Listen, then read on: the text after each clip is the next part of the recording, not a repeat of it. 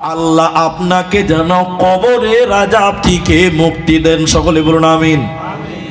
আম্মা জান আয়েশা মনে করলেন, অবাক হয়ে গেলেন, কারণ ইসলামের শুরুর ঘটনা। আম্মা জান আয়েশা বলেন, আমার জানাই ছিল না যে কবরেও শাস্তি হয়, এটা আমার জানা ছিল না। ইহুদিদের মেয়েটা চলে গেল, ফাজা রাসূলুল্লাহ সাল্লাল্লাহু আলাইহি সাল্লাম বিশ্ব নবী হুজরাতে এলেন, বাড়িতে এলেন। আমি বললাম, ইয়া রাসূলুল্লাহ, ইয়া হাবিবাল্লাহ, দয়ার নবী গো, ইহুদিদের একটা মহিলা এসেছিলেন, এসে অনেকক্ষণ কবরের কথা বললেন। এরপরে আমাকে বললেন, আয়েশা, আল্লাহ তোমাকে যেন কবরের আযাব না দেয়। আল্লাহর নবী, আপনি বলুন, কবরে কি সত্যি সত্যি আযাব দেওয়া হবে? আপনি বলুন। আল্লাহর নবী বললেন, আয়েশা রে,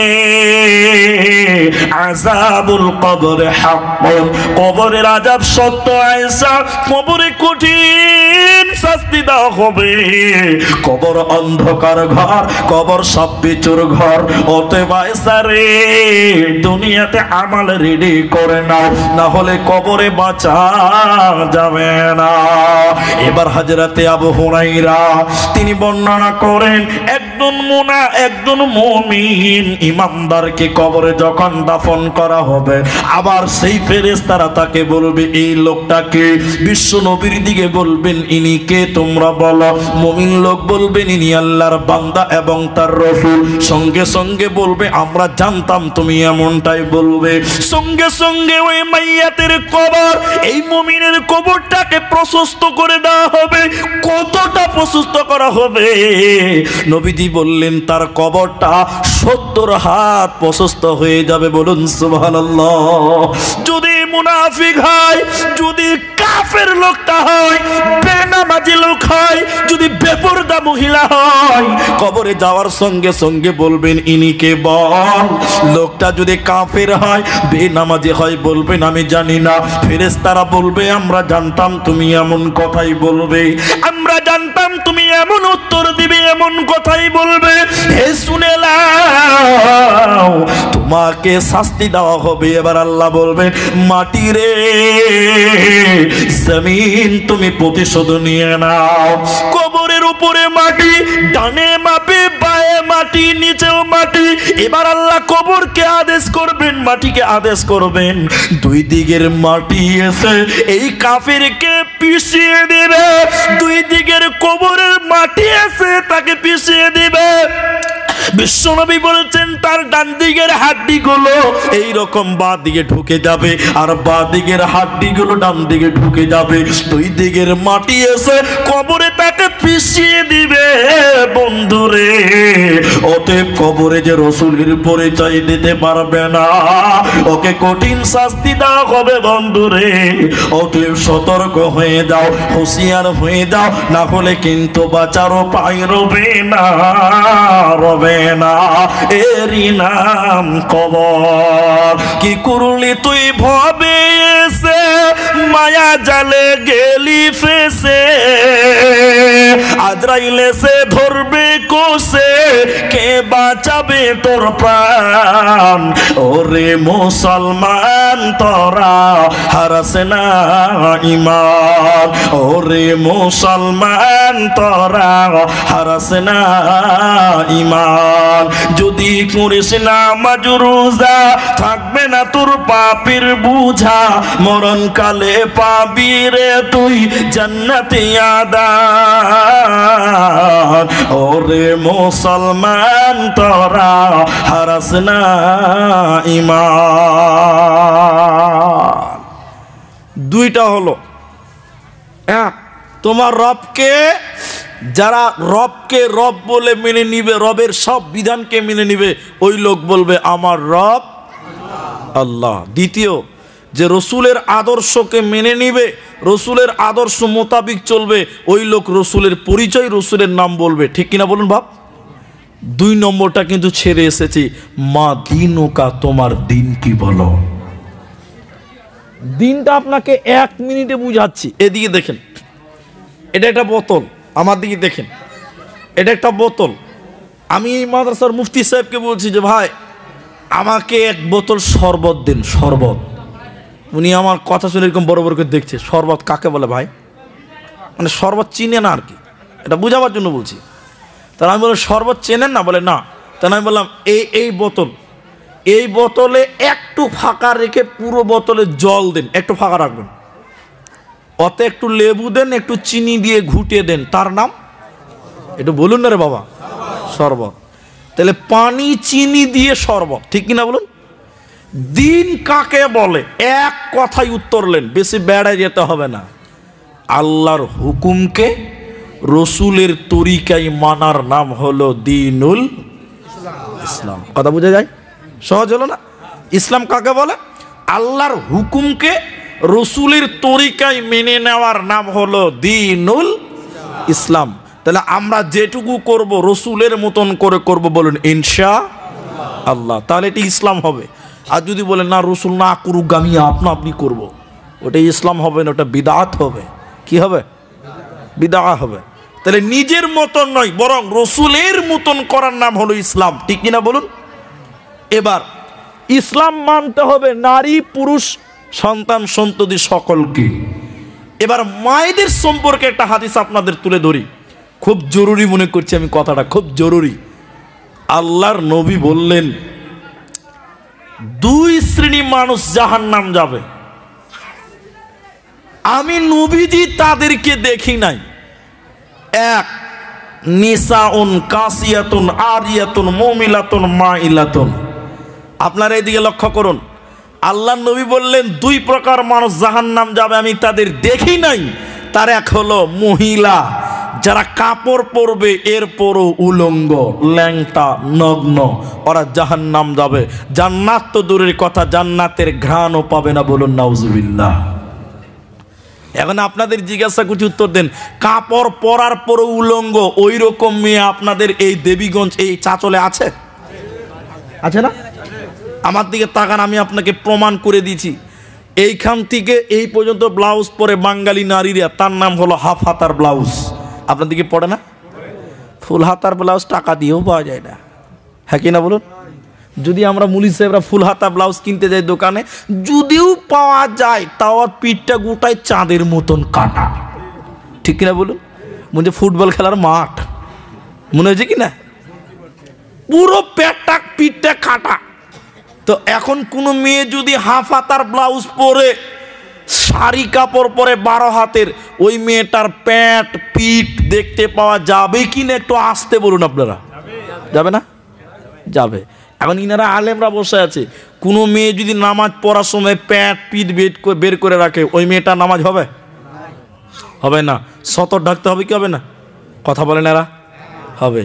তাহলে যে মেয়েটা ব্লাউজ পরলো, শাড়ি পরলো, এরপরও প্যান্ট এবং পিঠ বের করে রাখলো, তাহলে এই মেয়েটা ল্যাংটা হলো কি হলো না? বলুন, হলো না? এরা মনে হয় বুঝতে পারে নাই। আপনাদের মালদার পার্শ্বে দক্ষিণ দিনাজপুর আছে, দিনাজপুরের বালুরঘাট এলাকাতে জলসা করছিলাম, এই হাদিসটা বলছিলাম। বেশ কয়েকটা বেটি ছেলে এসে বলছে, হুজুর আজ থেকে আর আমরা শাড়ি কাপড় পরবো না, আমরা নাইটি পরবো। কি পরবেন? নাইটি বুঝেন তো আপনারা? ম্যাক্সি বুঝেন তো? নাইটি পরবো হুজুর, তাহলে কেউ আর প্যাট আর পিঠ দেখতে পাওয়া যাবে না। প্যাট পিঠ দেখতে পাওয়া যাবে নাইটি বললে? তো আমি বললাম বেশ ভালো, তোমরা তাই পরো। আমি শাড়িকে হারাম বলিনি, কিন্তু ওটা জায়েজ, কিন্তু বড় চাদর গায়ে দিতে হবে। কথা বুঝতে পারছেন তো? বলছি হুজুর আমরা নাইটি পরবো, ম্যাক্সি পরবো, তাইলে তার কেউ পিঠ দেখতে পাবে না, প্যাট দেখতে পাবে না। আমি বললাম আলহামদুলিল্লাহ, খুব ভালো। সবাই নাইটি পরতে লাগলো গ্রামের। পরের বছর ওই গ্রামে মসজিদের জালসা, মসজিদের ইমাম সাহেব হাফেজ সাহেব আমাকে বলছে, হুজুর আপনার কথা শুনে আমাদের গ্রামের মেয়েরা, প্রায় অধিকাংশ মেয়েরা সবাই নাইটি পরছে, ম্যাক্সি পরছে, খুব ভালো, কিন্তু বড় দুঃখের কথা হলো কেউ আর মাথায় ওড়না দেয় না। কি লাভ হবে বাপ? 1 মিটারের ব্লাউজ এইদিকে ঢাকছে তো এইদিকে বেরিয়ে যাচ্ছে, ঠিক কিনা বলুন? 1 মিটার দিয়েছে শালা দুর্জি বেটা, কত হারামখোর, পিঠটা গুটাই কেটে একটা ফিতা ঝুলিয়ে রেখে দিয়েছে, হ্যাঁ কিনা বলুন? তাহলে কি লাভ হলো? ল্যাংটা হলো কি হলো না? ম্যাক্সি পরে বেড়াই ঘুরে শরীর থাকে ঢাকা, বলো দেখি ও বন্টি মাথা কেন ফাঁকা। ম্যাক্সি পরে বেড়াই ঘুরে শরীর থাকে ঢাকা, বলো দেখি ও বন্টি মাথা কেন ফাঁকা। আরো অনেক বন্টি বলেন আমি বড় সতী, পরপুরুষের মুখ দেখি না বাড়ির রাকাল হতে। বলবো কি আর দুঃখের কথা আপন কি বাপর, হিলে দুলে ঘুরছে ববু খুঁজছে যেন বর। বলবো কি আর দুঃখের কথা বলতে নাহি যা, হঠাৎ শুনি বন্টি আমার একটা ছেলের মা।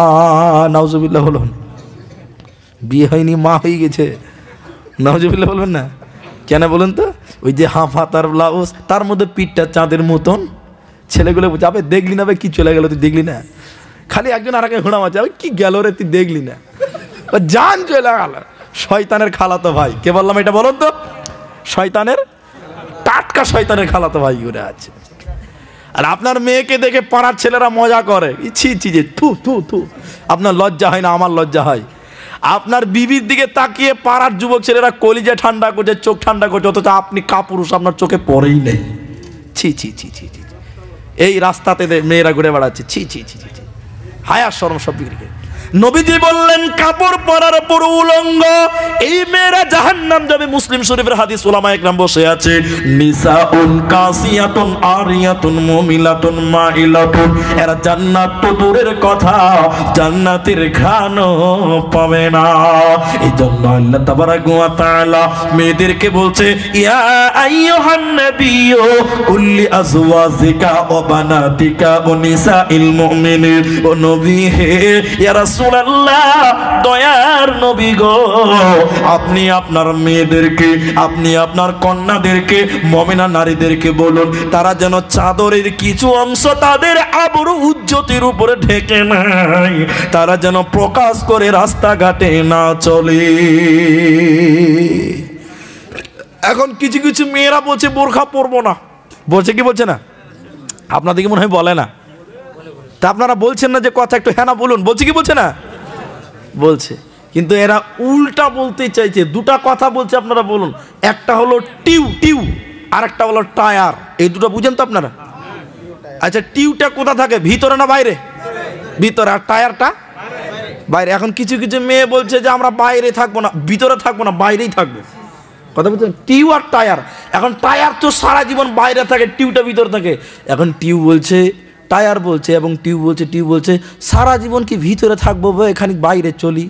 টায়ার তো ভিতরে ঢোকে, আমি বাইরে যাব। এখন কোনো গ্যারেজ মিস্ত্রি যে টিউটা বাইরে ফিটিং করে সাইকেলে লাগিয়ে দেয়, এইখান থেকে চাচল যেতে আর লিক হবে না। হবে কি হবে না?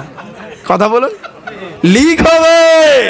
কোনো মেয়ে যদি বলে ঘরে থাকবো না, বাইরে যাব, টিউ হতে চাই যদি টায়ারের মতন, তাহলে বুঝতে হবে টায়ার যেমন মেয়েটাও ফুস হয়ে যাবে। লিক হবে কি হবে না? জোরে বলুন। এরা কথা বলে না। এজন্য আল্লাহ বলছে নারী রে, তোদেরকে ভিতরে থাকতে বললাম, পর্দার ভিতরে থাকতে বললাম, খবরদার বাইরে তোরা যাবি না। তাহলে মেয়েদেরকে কাজ করতে হবে। মায়েরা, আমার বোনেরা, কান করে শুনিলেন, আল্লাহর নবী বললেন আল মারআতু ইদা সাল্লাত খামসাহা সামাত শাহরাহা আহসানাত ফরদাহা আতাত বালাহা।